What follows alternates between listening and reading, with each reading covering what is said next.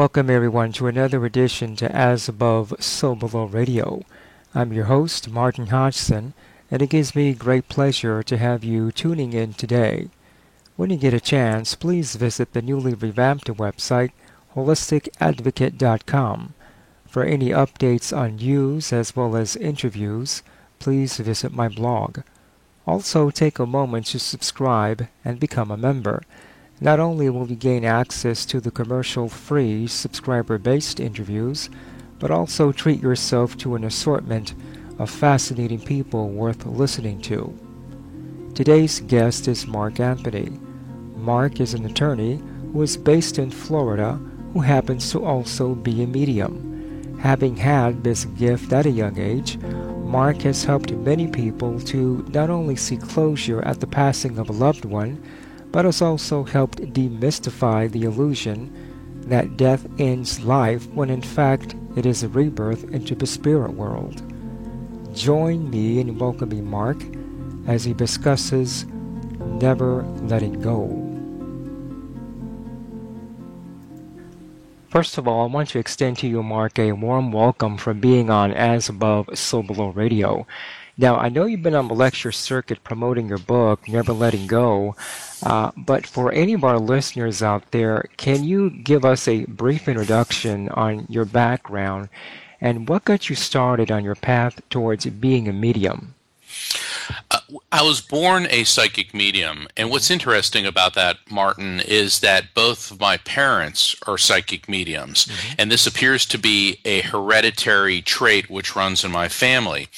As I was getting older, I was very drawn to a spiritual type of life, and I had seriously considered becoming a Catholic priest because I was raised in the Catholic faith.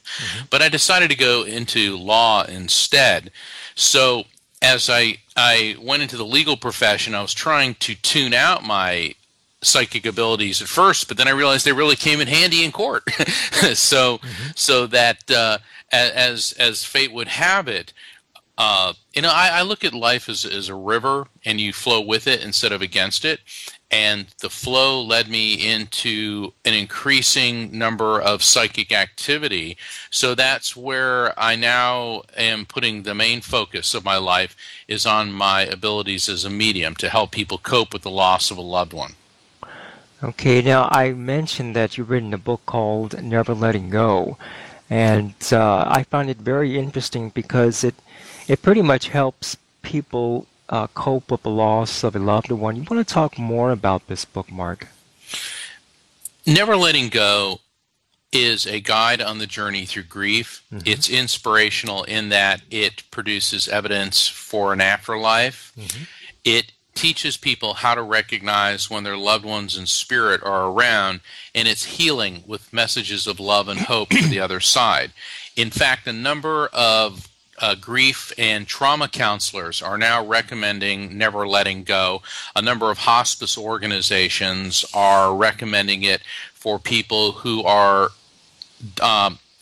family members of someone not only who has died, but someone who is in the process of dying from a protracted illness. And so Never Letting Go has been on sale worldwide. My client base, people contact me for readings through my website, neverlettinggo.com, because of my book, and I conduct readings by telephone and by audio Skype. And it's just been very humbling and overwhelming to see how my book has helped tens and tens of thousands of people worldwide recover from the loss of a loved one. Interesting. Now, you're different from, say, a trance medium where you remain conscious when you communicate with the spirit world, right? Yes. And that's a really great question, Martin. Obviously, you've done your homework and you're well versed in this. For the benefit of the listeners, there are essentially three different types of mediums. There are mental mediums, there are physical mediums, and there are trance mediums. I'm what's known as a mental medium because I receive my impressions mentally. In other words, a spirit transmits information to me by an energetic wave, which enters my brain, and then my brain converts the vibration into recognizable concepts based on my memories experiences and cultural references. A physical medium, very, very rare, and there's a lot of controversy surrounding this because physical mediums are able to project a substance known as ectoplasm, and ectoplasm will take on the form of the person communicating. Now, a lot of people scoff at that, and they joke and say, "Oh, well, ectoplasm's from that movie Ghostbusters." But Dan Aykroyd, the actor and comedian, is also a medium, and he was one of the authors of Ghostbusters, aside from starring in it. And that was one of the reasons that he wrote it, was to bring ectoplasm out to the forefront. That's my understanding. Also, the U.S. Air Force recently captured some really incredible photographs of an F-15 breaking the sound barrier, and it created this milky white substance around the jet aircraft, which the Air Force described in an official document that it resembles ectoplasm. So, if ectoplasm's a hooey balooey, phony baloney type of substance, how come the United States Air Force is giving it validation and credence? Then the third type of medium is a trance medium. In Britain, that's what we refer to them as, because I received a lot of training and did a lot of studying with mediumship in Great Britain. In the United States, we refer to them as channelers.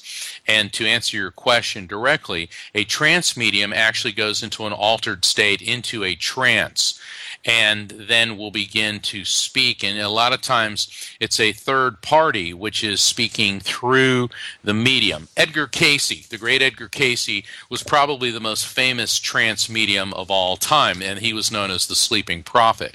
So in my instance, I'm what's known as a mental medium because I receive transmissions from spirits. In other words, they talk to me, and then I tell you what I'm seeing, what I'm perceiving. But you practice what's called evidential mediumship, right? Where you seek evidence to validate or provide, or have the spirit provide details as to who they are and so forth? Absolutely. In evidential mediumship, the point is for the medium to bring forth pieces of evidence. In fact, last night I was conducting a gallery reading. There was about 100 people there, and I'm drawn to certain people. And I was drawn to this gentleman, and he stood up, and I kept talking. It was funny because I was doing a reading for somebody else, and I said, "Does the Johnny Cash song Ring of Fire make any sense to you?" And they're looking at me going, "No." I go, "Come on, Johnny Cash, Ring of Fire." This man raises his hand and he goes, "My 2-year-old son used to love that song. He wanted to hear it all the time." I go, "Anything about Frosted Flakes?" He goes, "That's all he ever wanted to eat for breakfast." So what was happening is these are two very important pieces of information that the spirit of his young child was transmitting. And the thing that really kind of floored me and the gentleman and the audience is, I looked at the man. He had these really incredible blue eyes, and I said, "Your son has had your eyes." The tears just flowed from this guy's eyes. He said, "My little boy looked just like me, and he had the big blue eyes like I did." And so if I had just said to him, "Oh, yes, your son's around you and he loves you," well, that's nice, but anybody could say that. As an evidential medium, it is my obligation to bring forth pieces of evidence to verify that this spirit is who he or she says he or she is, and to substantiate the nature of the contact. Let me ask you this, Mark. In all honesty, did you ever have any doubts or reservations that, when you first began doing this, or did you ever freak out when you saw the spirit of a departed one in front of you for the first time?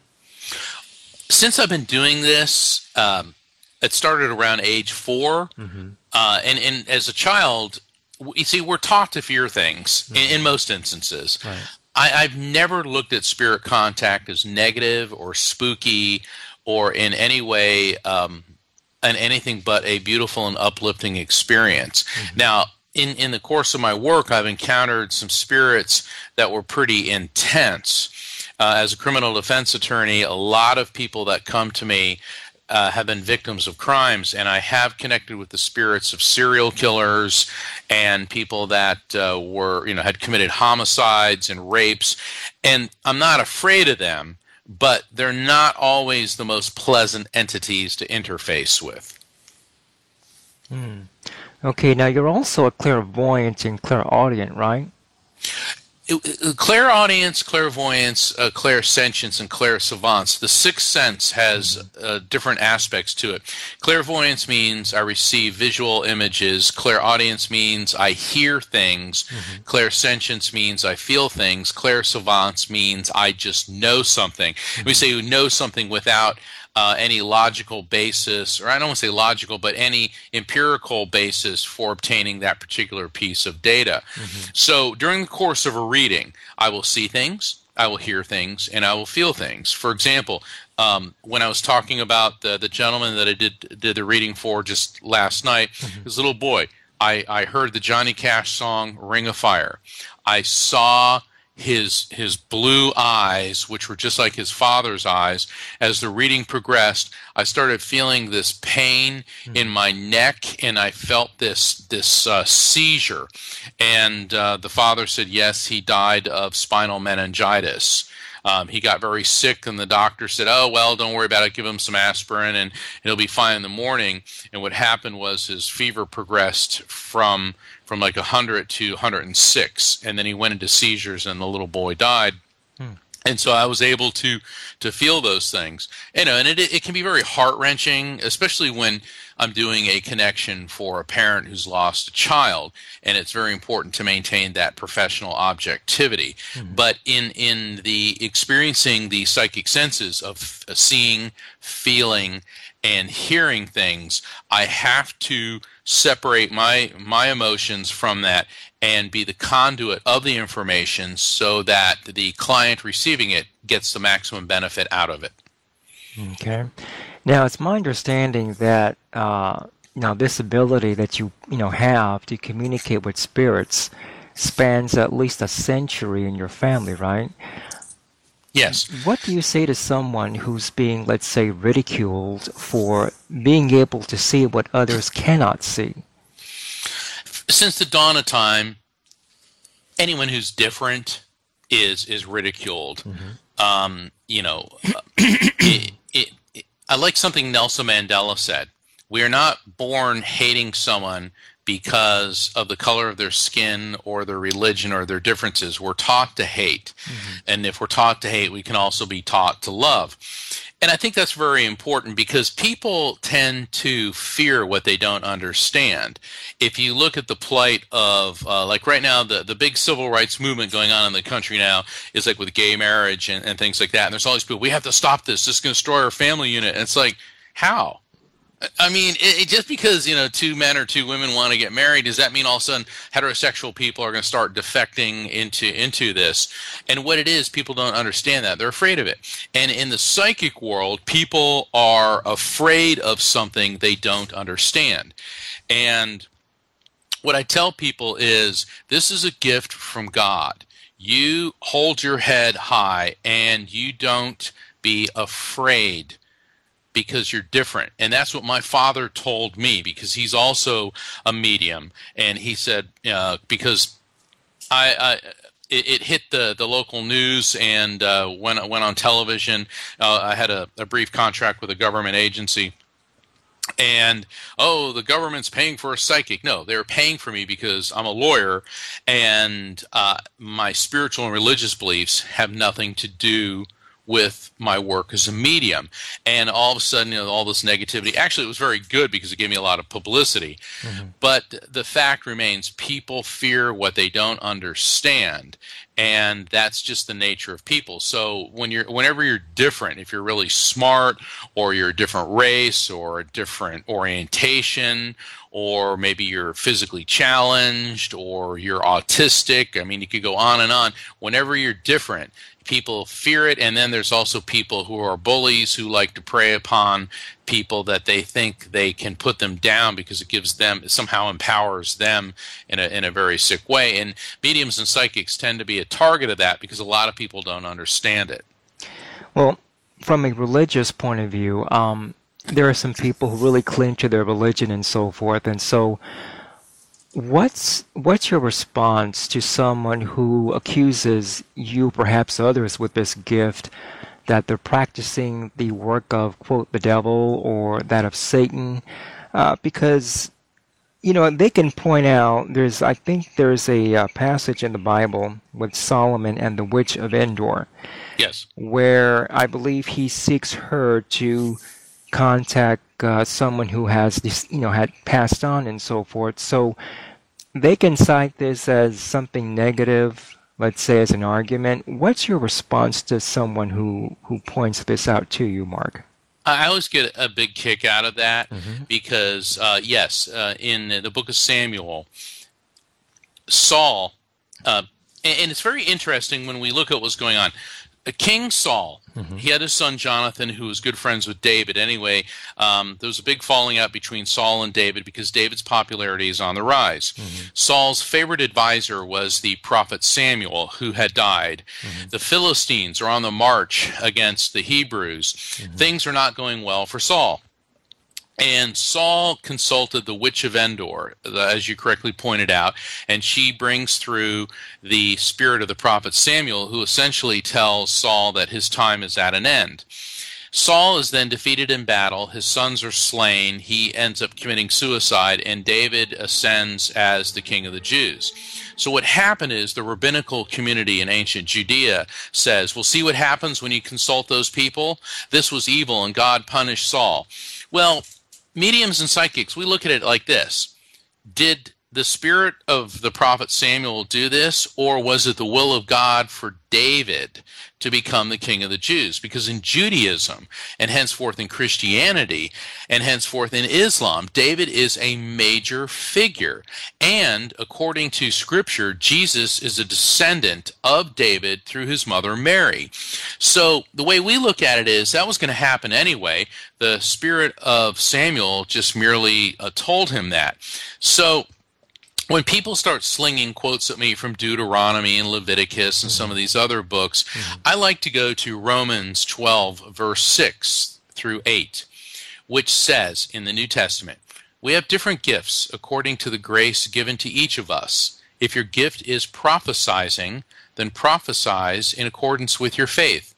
If it is in serving, then serve. If it is in teaching, then teach.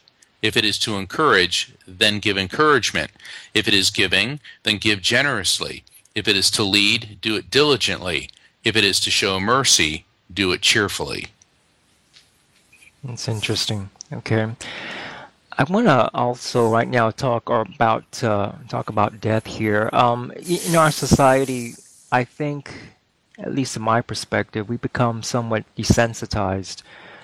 That we're taking a somewhat less sensitive approach towards death, or is it the opposite? I'm asking because in some cultures, such as let's say the Buddhist culture, Mexicans have Day of the Dead.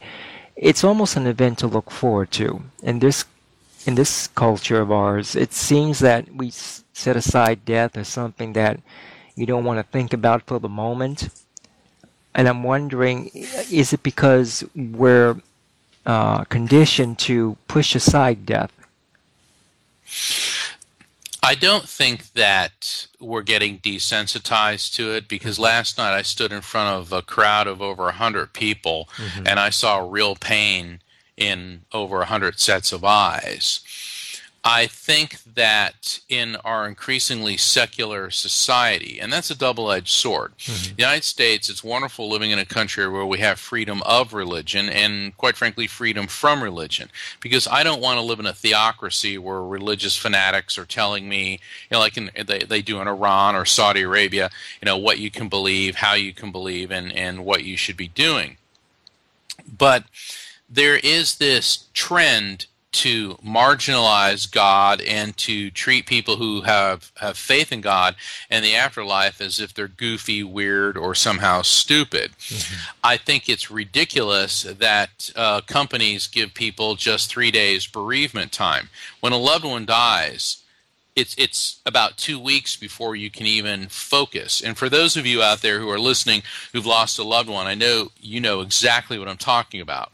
You're in shock, and you're outside of your body, if you feel like you're outside of your body and you're going through this, I can't believe he died, I can't believe she died, I can't believe this, I can't believe this. And then after a couple weeks, your focus returns and the shock begins to subside. But then what we have to live with for the rest of our lives is the trauma with the death. And the trauma is something that goes on. And I don't think that that's acknowledged properly in our culture.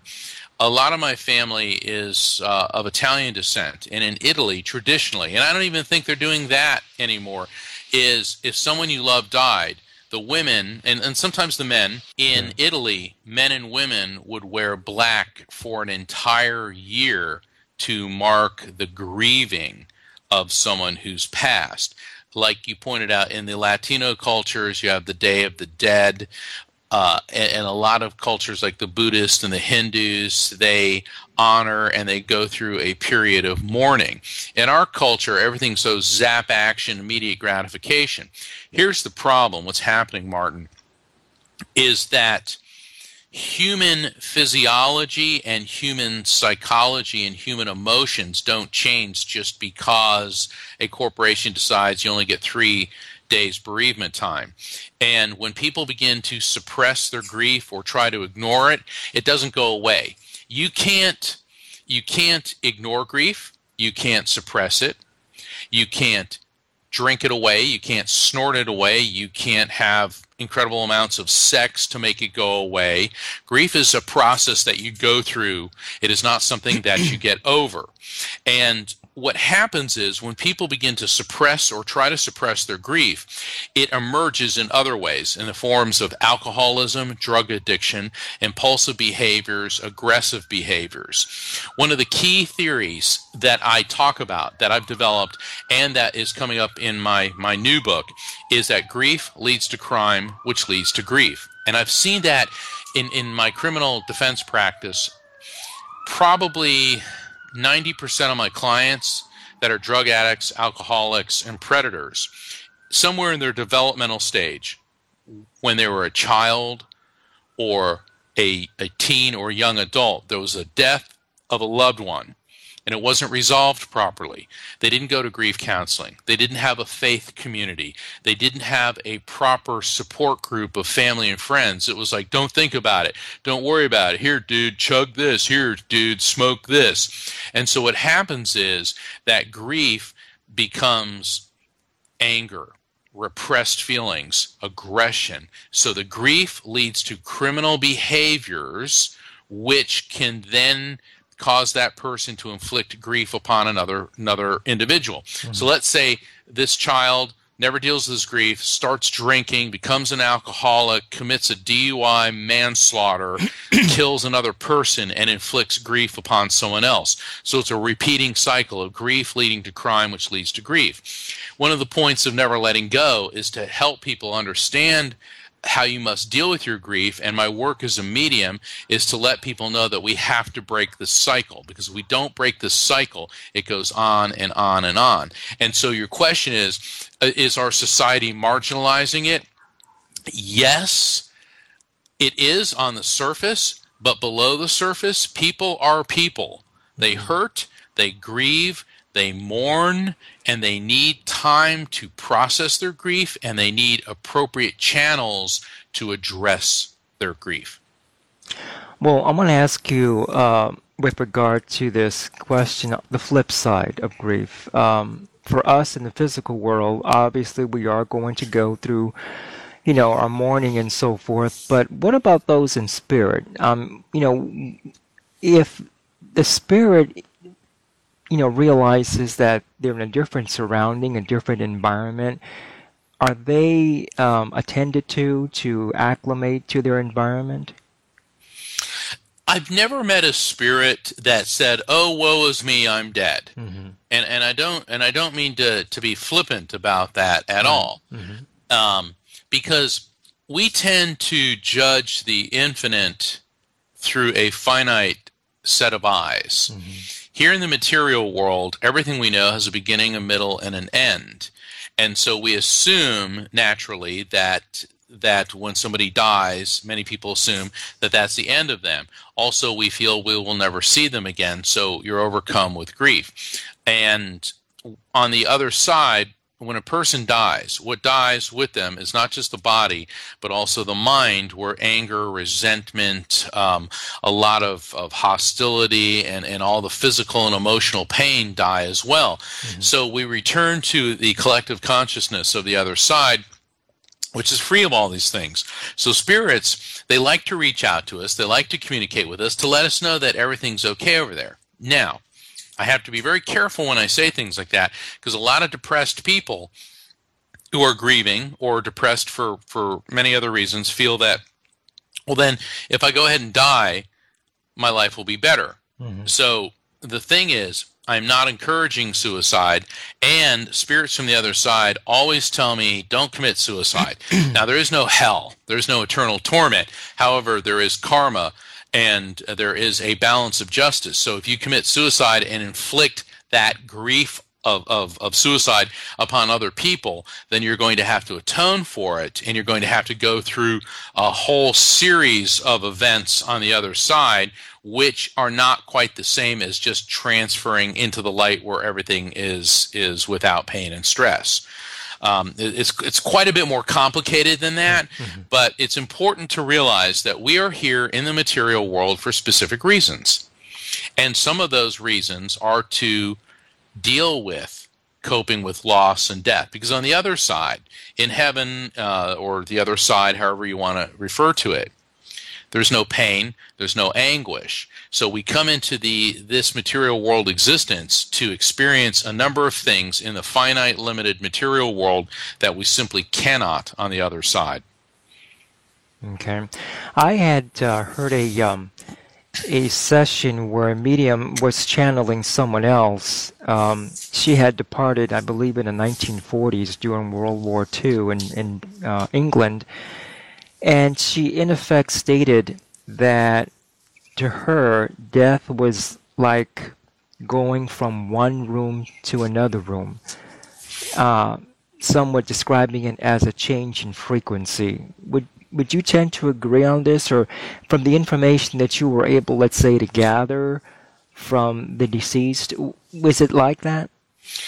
Yes, and the analogy of going from one room to another has been used quite a bit, mm-hmm. And I agree with that, because, see, everything in the universe, as far as we can tell, mm-hmm. has some type of vibration, whether it's a rock, a tree, a cloud, a human being, a bunny rabbit, a cell, whatever. So everything has a vibration, but mm-hmm. energy vibrates too. It just vibrates at a faster, at a higher frequency and at a higher amplitude. So when our body dies, see, the energy that makes us alive pre-exists the body. Quantum physics tells us this. Energy is neither created nor destroyed, only transferred. Religion tells us this. Theology. The soul pre-exists the body, is attached to the body during physical life, and then leaves the body. Mm-hmm. And I could go through a whole list of religions that say that. So when we physically die, we transfer to a higher frequency. It's a transference of energy. The analogy of going from one room to the next is a good one. I refer to it as returning to the collective consciousness of the other side. Mm-hmm. Okay.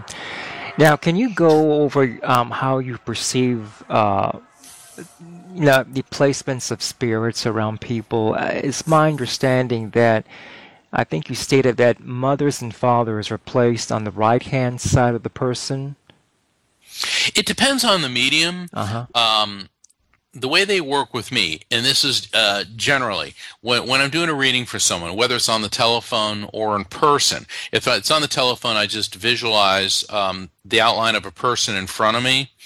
And if I'm doing a reading and I'm facing them, where a spirit comes in around them gives me an idea of the relationship to them. If the spirit is even with a person's shoulder area, that is on that person's generational level, meaning brother, sister, cousin, spouse, friend. Below that level means child, niece, nephew. Above that level and above the shoulder area, parent, aunt, uncle. Above that, grandparent. Above that, great-grandparent. The female side tends to be, in the way I perceive it, connected with the right side. the male side tends to be connected with the left side. Now, I've worked with other mediums who receive things in a similar fashion, and others that, well, with them, the father was on the right side, the mother was on the left. So it depends on the individual medium. We all receive information in the same way, in that it's being transmitted to us energetically. How we manifest and process it, that's where our individualized uniqueness comes into play. Now, do we all have mediumistic abilities, Mark? Yes, we all have mediumistic abilities, but some people are better at it than others. We can all swim, but we can't all be Michael Phelps. We can all do mathematics, but we can't all be a Stephen Hawking. We can all sing, but we can't all be, a Luciano Pavarotti or a Michael Fabiano.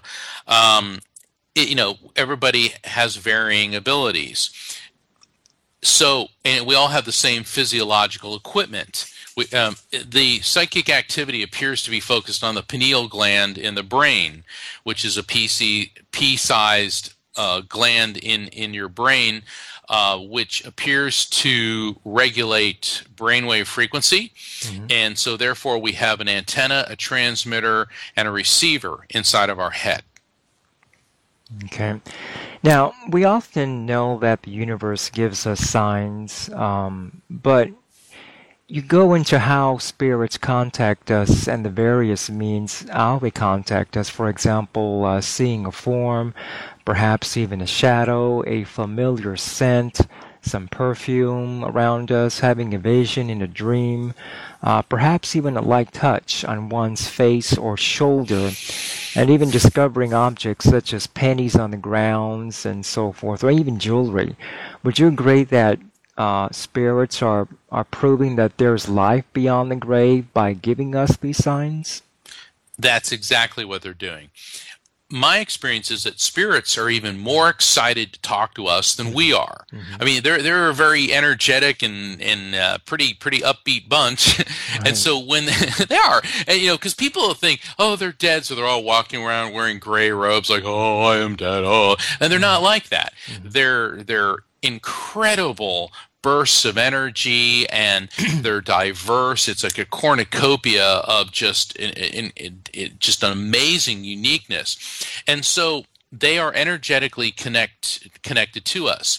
A spirit can feel when you're grieving. He or she knows when you're sad. So what they do is they reach out. They send an energetic emission to you to direct your attention maybe to a penny on the ground. I don't think they make pennies materialize. Maybe they do.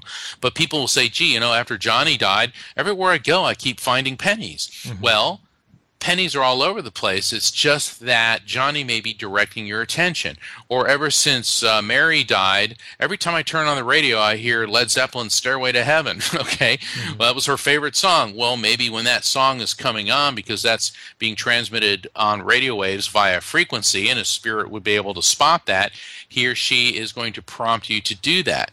The olfactory senses, smell, very, very powerful. And inside the brain, the part of the brain which controls the olfactory, in other words, your ability of smell, is right next to your long-term memory.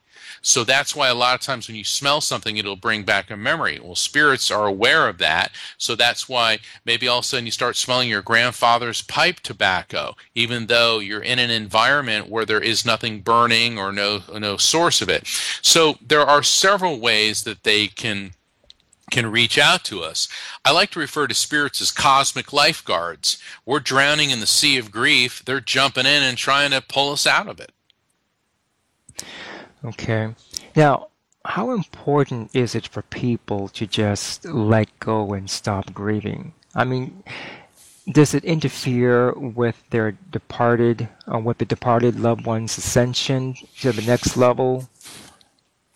That's very complicated.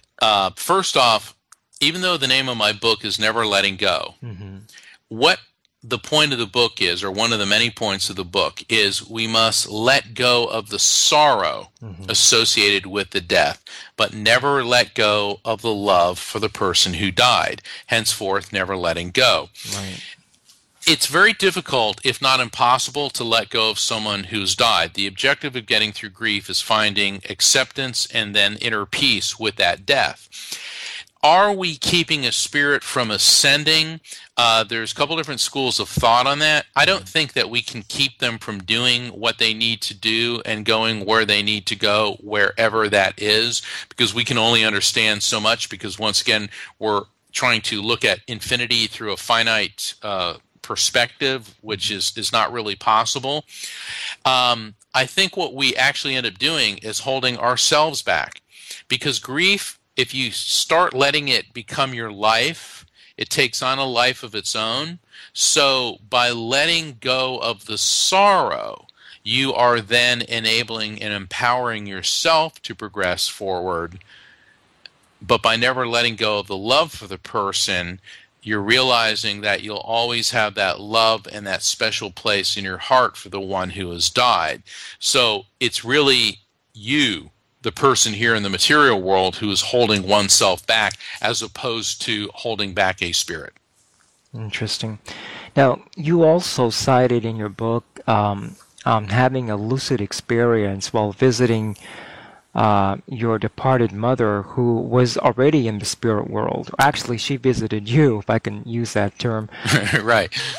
In all your experiences as a medium, did the spirits always convey or also convey to you that they were also in learning on the other side, as in learning how to control their thoughts to manifest their reality, or learning to prepare for their next embodiment, their next incarnation?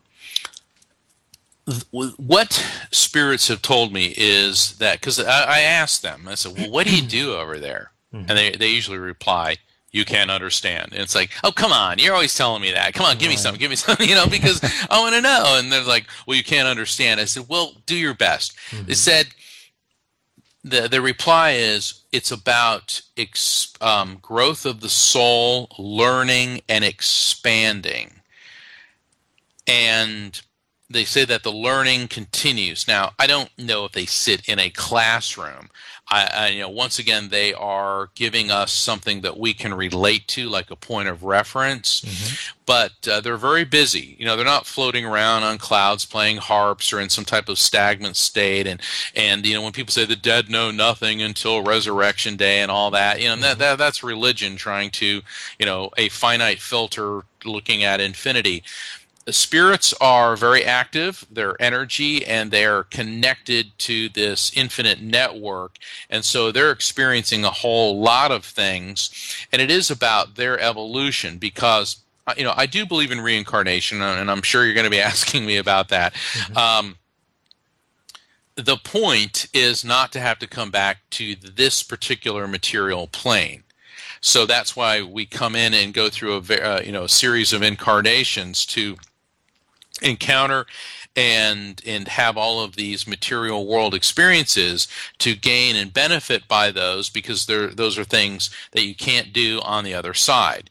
They're at total peace and harmony, and everything's wonderful to an extent over there. And so they come in here, and then when they're done here, they will either come back or get to the point where they no longer need to return to this particular plane. It's interesting. Okay, now I found this fascinating.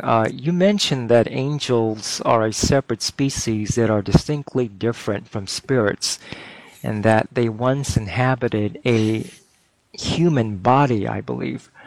Would it be prudent to say that because we do inhabit a human body as well as other, quote, alien bodies throughout our lifetimes, that we're more developed than angels, so to speak? Well, okay, first off, what I say in Never Letting Go is that angels are separate and distinct species, and they have never been humans, and humans have never been angels and will not become angels. Okay. And I know that there's other people that do subscribe to that other theory. What I've found in my work as a medium is that on the other side, or rather in the energetic realm, the spirit realm, there's a whole lot of intelligent, non-human species. Angels and human spirits apparently get along very well and work harmoniously together. Then there are other energies that may be more aligned with plant life and the earth and other things. And I know that that sounds really kind of goofy, and as an evidential medium, I always kind of scoffed on it until I started going on paranormal investigations with a lot of people from these television shows. They invited me to be a guest speaker at several conferences, and then when the conference is over, and it's always at like some big haunted location, right, they start bringing all the equipment in and doing the paranormal investigations. And I've encountered several different types of spirits, which are definitely not human. They're not angelic. And they're not necessarily, or they're not negative at all, because people are like, they're demons. It's like, no, they're not. They're just different. And they're not here to antagonize us, and it's not some sort of demonic alien invasion. It's just the way it is. And being afraid of the fact that there's all kinds of spirits around us is like being afraid of the grass because it's green or the sky because it's blue. It simply is. Well, you stated that you had spent some time in the UK and England. Have you ever had any encounters there with the elementals, with the Fae? I did. In fact, at the college I attended, the Arthur Findlay College for the Advancement of Psychic Science, and it's a beautiful place, and it's got these vast grounds around it.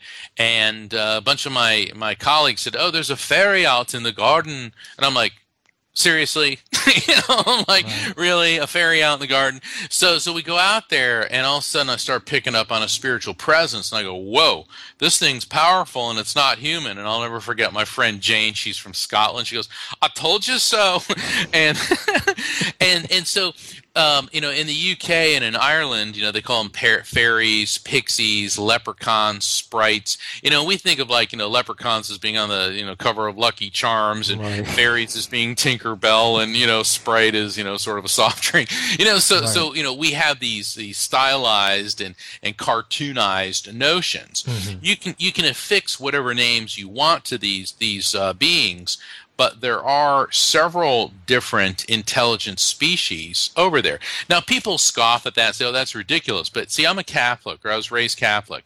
And in the Catholic religion, we have several. Okay, on the other side, you have God, of course, and God is a Trinity. Then you have Mother Mary, who is the super feminine energy. You've got Jesus, of course. Then you've got angels. You've got saints. Then there's, they consider there to be a hell. And then you got purgatory. But if you look at angels, there's like 7 different kinds of angels. There's angels, regular, I don't call them regular angels. There's angels, there's archangels, there's sephardim, there's cherubim, there's seraphim. I mean, there's all these different types of angels just in that particular religion. So there's nothing new or unusual about labeling non-human intelligent species in the spirit realm. Okay. Well, what about the term an old soul? I mean, does this term imply that, we've had more incarnations and that, in effect, we haven't learned from our lessons?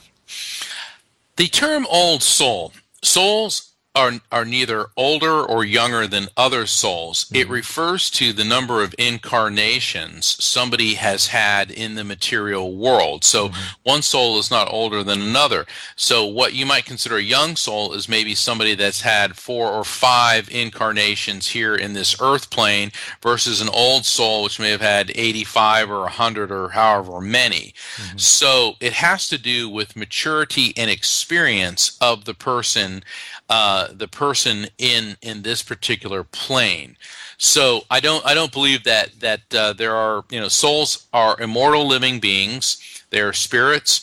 We are created in the image of God. God is not a bipedal high order primate, but God is the spiritual being, and being created in the image of God, we are spiritual energies who come into this particular plane and reincarnate. So the more you've reincarnated, the more you've gotten out of the experiences here, ergo you're an older soul. The fewer incarnations you've had, the less lessons you've acquired in this particular material plane, ergo you are a younger soul. Okay, now in your opinion, how important is meditation? And does meditation help attune one to the spirit world as well as to our spirit guides? All of the above, most All the definitely. above. All of the above. Meditation is the key to spiritual and to psychic development. It Mm-hmm. quiets the mind. The way I like to describe it, Martin, is think of a chalkboard. Uh-huh. And so when you wake up in the morning, you write down the first thought, then the second thought, third thought. All right, by the end of the day, all of your thoughts, your impulses, your reactions, and you keep writing all over. It looks, it's like trying to read a plate of spaghetti. It's Right. just all over. And so what meditation does is you erase the chalkboard and you're able to focus on maybe one or two thoughts. Mm-hmm. So it basically gets the clatter and the chatter out of your consciousness so that you don't have to be burdened by all of that. Mm-hmm. And so by quieting it, then you can focus on opening up your spiritual awareness to energies around you. And so that way, in a meditation, you can relax your mind and then start focusing on, connecting with spirit guides or even open up to spirit contact from deceased loved ones. Interesting. Okay. Now, you touched upon purgatory here moments ago, and it's my understanding that according to the Roman Catholic teaching, it's a state of or place of purification or confinement. Now, could it be that this is also just an astral plane where spirits are trapped in, and that through prayer that they'll eventually ascend into the lights, into the higher dimensions? Um, at the risk of being facetious, Mm-hmm. the way I look at purgatory, the way I was raised as a Catholic, Mm-hmm. is heaven is for Catholics, purgatory is for Protestants, and hell is for everybody else. Okay, but if you look at it, what the Catholics are trying to do is they are analyzing the other side as having multi dimensions. Mm-hmm. The Hindus and the Buddhists believe that the other side has several different levels and frequencies. The Muslims do as well. In fact, I think there's 3 different levels to heaven. No, excuse me, 7 different levels to paradise in the Islamic religion. The Mormons believe that there are 3 levels to heaven. And then, of course, there's hell with varying dimensions and so on and so forth. So this is that particular culture's trying to understand the multi-levels of the other side. In my upcoming book, I wrote an entire chapter about these levels. So let's say that someone, a really good person like a Mother Teresa or a Gandhi or Nelson Mandela, they pass. They've done a lot of good in this plane. They've learned a lot of lessons. They're going to ascend into a higher frequency. More negative people, like the Osama bin Ladens and most insurance adjusters. No, I'm just kidding. They're going to go into a lower level Mm-hmm. on the other side. But as far as assigning a number, there's 3 or 122 or 2,000. It appears to be a continuum. Much where a rainbow is a continuum. So yes, there are levels to the other side. It's just that various religions have tried to make it a little bit more regimented, probably because it's easier to understand that way. But they all seem to be talking about the same thing, that the other side is a multitude of dimensions. Okay. I want to talk about reincarnation here. It's my understanding that when souls decide to incarnate on the earth plane in 3D, you know, we're almost looked upon, almost revered, if I can use that term, as special because it takes a hardy, robust soul to come into this, physical world. It's dense, number one. It's filled with negativity. So you really have to be a strong, robust, soul to come here on the earth plane. Does reincarnating stunt the progress of one's spiritual development, or does it enhance it? I think it enhances and accelerates it. And using a word like acceleration when talking about the other side may be a bit of a misnomer because the other side doesn't have time. We've created human beings. We have created time. Mm-hmm. based on the rotation of this third rock from the sun. Because everything that we know in our finite existence has a beginning, a middle, and an end. We're born, we grow old, we die. Ergo, we think time moves in a linear fashion, which it does not. And that's not just something I've come up with. That's something that Einstein, Stephen Hawking, Richard Feynman, and other great minds in the realms of physics have theorized that time is timeless. But by coming into the material world, by incarnating in this earth plane, you are acquiring lessons and you are growing in ways that you can't on the other side. You know, one of the things I talk about in Never Letting Go is there's nothing you can do about the fact someone you love has died. What you can do is learn to change your perspective on death. By doing that, by reacting to this pain in a coping manner and in a quote-unquote more positive manner, you're learning great spiritual lessons. Where on the other side, how can you learn about death when nobody there can die? Right. Well, you know, why, from your point of view, why do you think that reincarnation is shunned or ridiculed? It's my understanding that it was stricken from the Bible, centuries ago. Why do you think that it's looked down upon as something that's just out of the norm, Mark? Well, first off, reincarnation is at the root of all the major religions. In Matthew 11, 2-15, and Matthew 17, 10-13, and in Mark 9, verses 9 through 13, Jesus mentioned several times that John the Baptist was the prophet Elijah.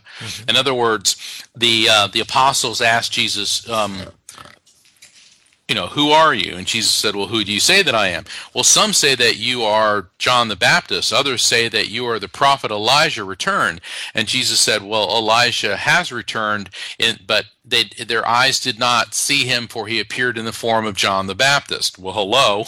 Okay, right. Because Elijah lived something like 800 years before Jesus and John the Baptist. And in the ancient Chassidic sect of Jewish mysticism, there is talk about a whole series of lifetimes and a series of resurrections, which many people believe is a description of reincarnation. So what happened with Christianity is it appears that the early Christian thinkers did believe in reincarnation. Jesus died somewhere around 30 to, between 28 and 33 AD. And Christianity did not be, and this was, he lived in the Roman Empire because Judea was part of the great Roman Empire. And in the in the 3rd century AD, in the 200s, one of the great Christian theologians was Origen of Alexandria, and he wrote about reincarnation. And he said that we have to go through a series of lifetimes before we can be with God. In fact, Origen was unable to conceive of a God who would create souls that were doomed to an eternity of hell. And he even went so far as to say that Lucifer himself will eventually emerge from the pit of hell and ascend into the light with God. Well, this is all very positive and all very nice. Well, then the Romans get hold of Christianity when the Emperor Constantine in the 4th century, in the 300s, makes Christianity the official imperial religion.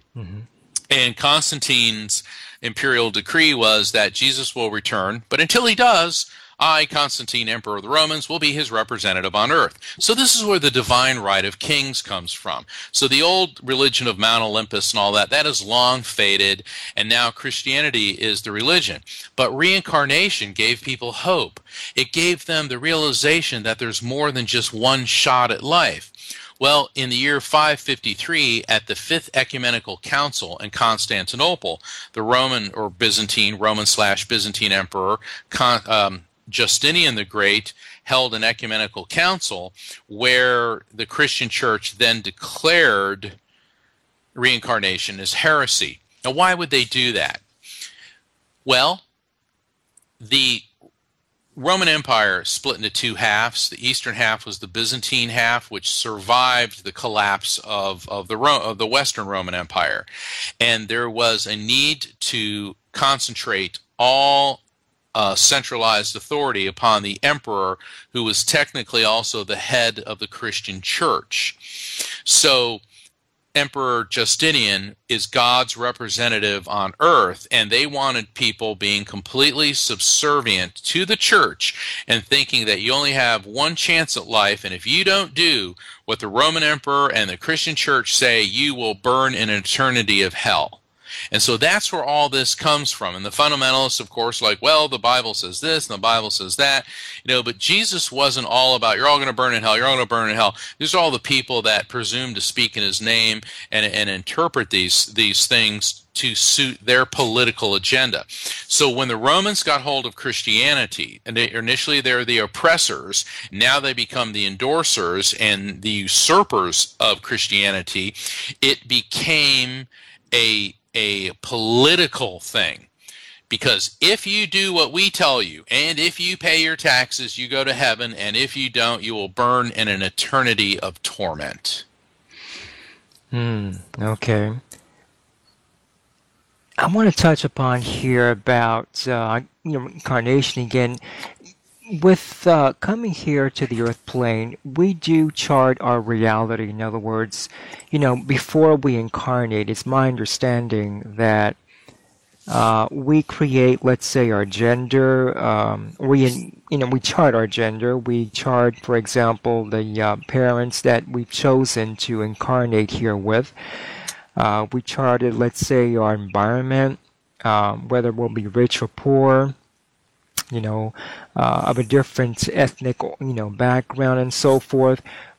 Would you agree on this, that we create the reality once we incarnate here on the earth plane? I would tend to agree with that. And it may be, it's funny because and every time I've been at a seminar for reincarnation, everyone's like, well, was I King Richard the First in the last life? And was I, and all this? And let's face it, there's only so many kings, emperors, and queens to go around. Most of us were probably cleaning the toilets at Downton Abbey, Right. So there are reasons why we would come into experience, maybe affluence or poverty or disease or profound grief. And, I don't pretend to have all the answers about this. These are my observations, and that's what I tend to believe. Interesting. Okay, well, we are approaching the end of the first hour here, Mark. Would you care to remind the listeners of your website and how anyone can reach you should they be interested in scheduling a session, and where they can also read your book, which, by the way, is a fascinating read. My book is Never Letting Go, and my website is neverlettinggo.com. I've got several domain names, but they all point to that because I thought it would make more sense to make it easier for people. So my book, Never Letting Go, is on sale worldwide at all fine bookstores, independent bookstores, as well as Barnes & Noble and Books A Million. And if you want to find out about scheduling a reading with me, please go to neverlettinggo.com and click on Schedule a Reading.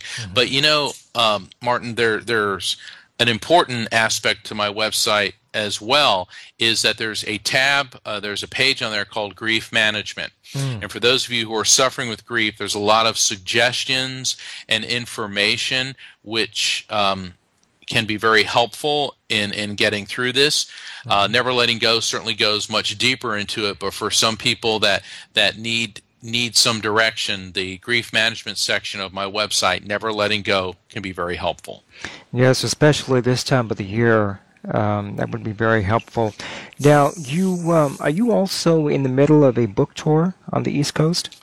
I am actually the whole country. We kind of wrapped up for the year because Christmas is in another week and a half, right. And then in 2014 I'll be embarking on continuing book tours. We've got several in the planning stages right now, and if you go to my website neverlettinggo.com calendar of events, or if you're on Facebook, feel free to click the Facebook logo. That'll take you to my like page, where it's constantly being updated, telling you where I'll be, when I'm doing public events, gallery readings, radio shows like this one, television appearances.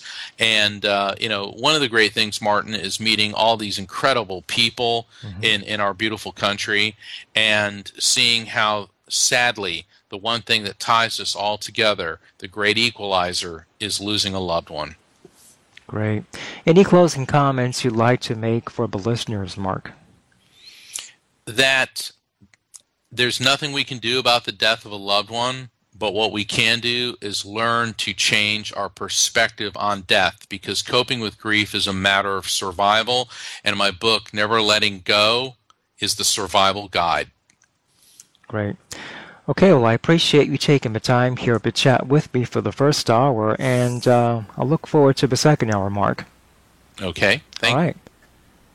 That's it for the first hour on As Above, So Below Radio. Tune in for the second hour by subscribing to HolisticAdvocate.com, where Mark will impart his perspective on karma, suicide and its repercussions, the dark and sadistic energies of sociopaths in our society, the power of forgiveness, and much more.